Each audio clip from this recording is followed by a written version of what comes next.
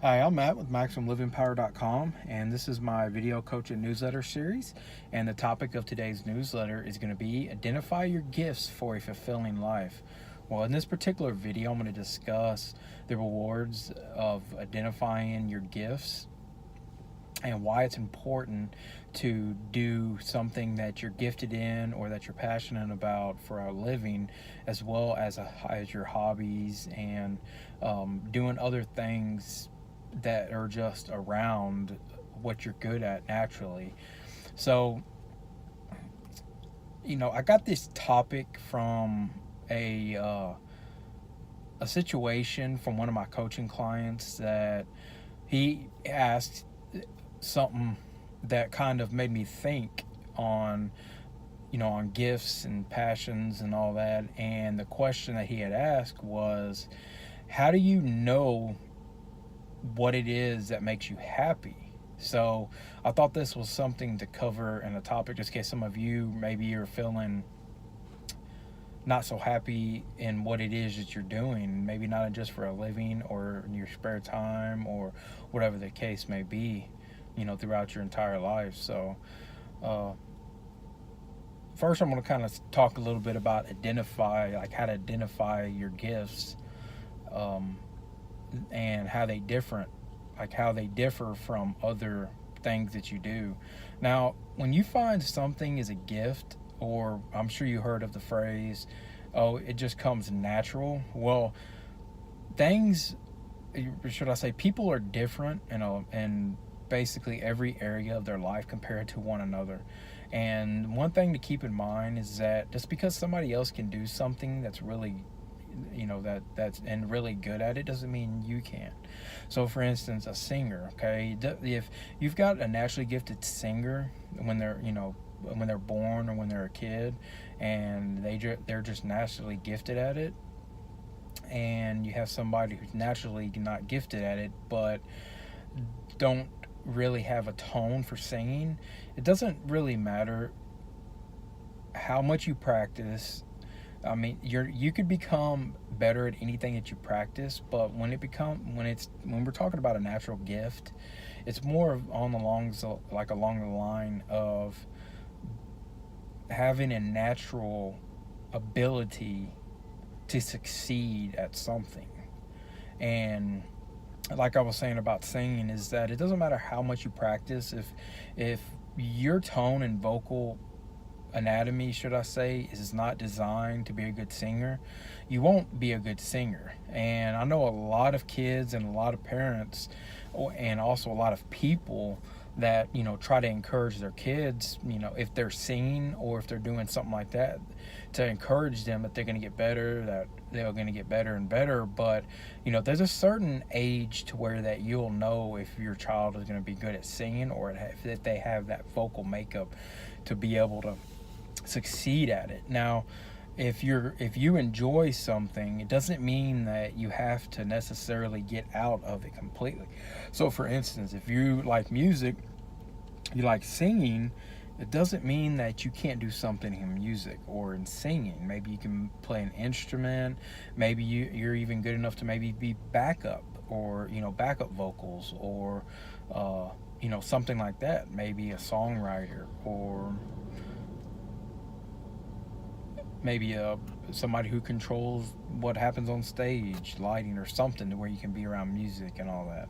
So that's just something to make sure you keep in mind when you're trying to identify a gift. That if you have a particular gift in something, it doesn't necessarily mean that you're going to do it for a living. But if it's something that you can make a living off of, then try other areas of that field. Just to kind of see what makes makes sense to you, because whatever it is that you choose, it's just going to come completely natural. You're not going to have to work as hard. Now, anything that you want to achieve is going to have hard work, but say for instance, if you have a naturally gifted singer that's really really good when they're little, and they just slowly just sing, they have to put in work. Yes, they have to sing, but it doesn't mean that they have to sit there and spend 24 hours a day, 7 days a week singing improve on something. It's like a natural gift. And I'm sure many of you watching this video know some child that can sing real good as a child, a 4 or 5, 6-year-old. I mean, I know, you know, several of them offhand that can sing really well, and then also young teenagers that can sing. And then obviously on the other side of that, you probably know a lot more that can't. So that's just something to you know, keep in mind when you're trying to identify a gift, is that it doesn't necessarily mean that, I mean, you have a passion for something which gets you in a general direction, gets you in a particular field, but you may not be doing one thing. Like another example would be an actor or a director. Some directors can't act to save their life, just like some actors can't direct to save their life. So you basically you got directors that can't act, you got actors that can't direct, but they're the top director in their field or the top actor in their field. And that's just the way it goes, because you're still in, you know, theater, drama, you're still in movie production, but you're doing something on a particular area that you are more gifted in, if that makes sense. So I just wanted to make sure that if any of you are struggling with maybe a purpose or maybe a career, think about what it is you're gifted at, but also think about what a purpose and passion is. Because there's a lot of people gifted in something, but they don't really like what it is they're gifted at. But maybe you can find something that you're gifted at in an area of that gift in order to make it a career and a purpose that you're passionate about. So just whenever you're trying to find something that you want to change, even if it's just a hobby, you know, go for something that you possibly are gifted at and see if you're gifted at it. See if you like it. See if you enjoy it. You know, but if you're not gifted at something, you can still do it. It's just, you know, try to make sense on exactly what it is that you're trying to achieve here. If you're trying to look for a career, you know, be financially stable, then definitely look for your gifts and stuff, but, you know, passions, but also find something that you can be successful in.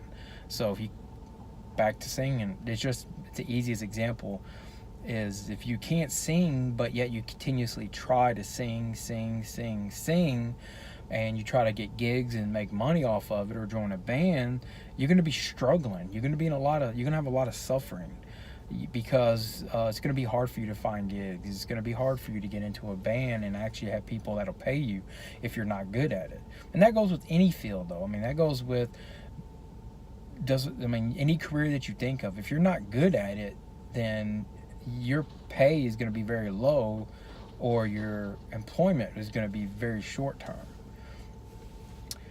So that's just something to keep in mind.